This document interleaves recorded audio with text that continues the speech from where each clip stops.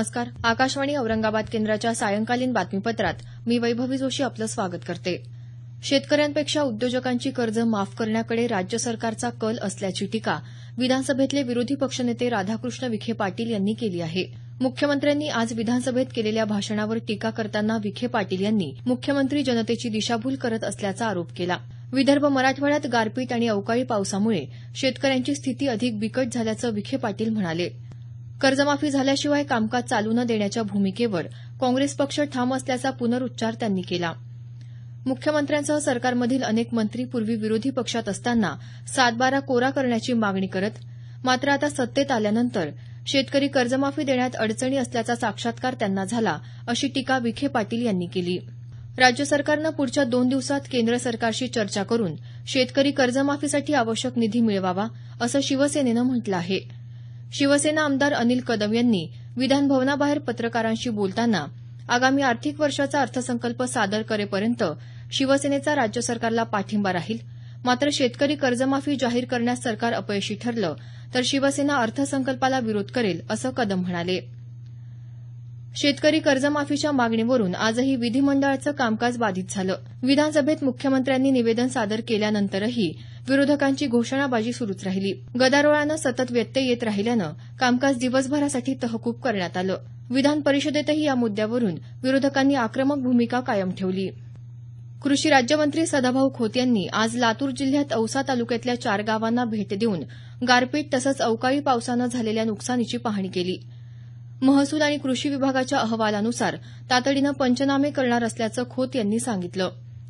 पंढरपूर इथंही खोत यांनी आज पाहणी केली.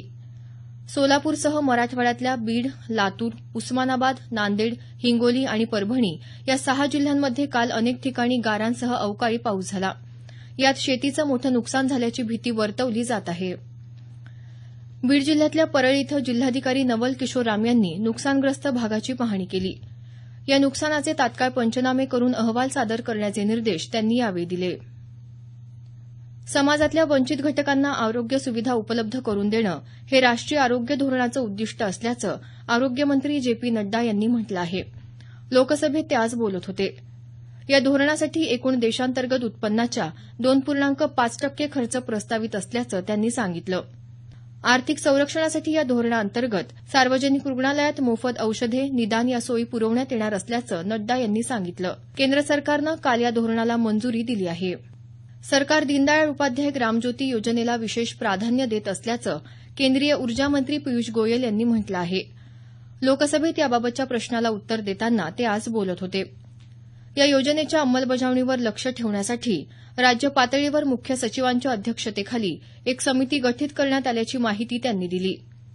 ग्रामीण विद्युतीकरण महामंडळानं ग्रामीण भागात विद्युतीकरणावर लक्ष ठेवण्यासाठी गर्व नावाचं अॅप तयार केलं असल्याचं गोयल यांनी सांगितलं. डिजिटल भारत हा उपक्रम राष्ट्र परिवर्तनासाठी क्रांतिकारक पाऊल असल्याचं संसदीय कार्य राज्यमंत्री मुख्तार अब्बास नक्वी यांनी म्हटलं आहे. ते आज राज्यसभेत बोलत होते. पेटीएम सारख्या कंपन्यांना सरकार प्रोत्साहन देऊन त्यांचा लाभ करत असल्याचा आरोप त्यांनी फेटाळून लावला. रोखरहित व्यवहारांमुळे एटीएम कार्ड वापरावर लागणाऱ्या अतिरिक्त शुल्काचा नागरिकांवर भार पडणार असल्याचं मत समाजवादी पक्षाचे खासदार नरेश यादव यांनी व्यक्त केलं. गोवा आणि मणिपूर राज्यात भारतीय जनता पक्षानं नियमानुसार आधी बहुमत सिद्ध करून सत्ता मिळवली असल्याचं केंद्रीय मंत्री व्यंकय्या नायडू यांनी म्हटलं आहे. ते आज संसद परिसरात वार्ताहरांशी बोलत होते. काँग्रेस विनाकारण भाजपवर आरोप करत असल्याचं ते म्हणाले. दोन्ही राज्यात लोकशाही पद्धतीचा अवलंब करण्यात आल्याचं ते म्हणाले. काँग्रेस पक्षाचे नेते वैफल्यातून आरोप करत असल्याचं केंद्रीय परिवहन मंत्री नितीन गडकरी यांनी म्हटलं आहे. ते आज मुंबईत पत्रकार परिषदेत बोलत होते. भारत आणि ऑस्ट्रेलिया दरम्यान रांची इथं सुरू असलेल्या 3ऱ्या कसोटी क्रिकेट सामन्याच्या आजच्या पहिल्या दिवसअखेर ऑस्ट्रेलियाच्या 4 बाद 299 धावा झाल्या. उमेश यादवनं 2 तर रविचंद्रन अश्विन आणि रवींद्र जडेजानं प्रत्येकी 1 बळी घेतला.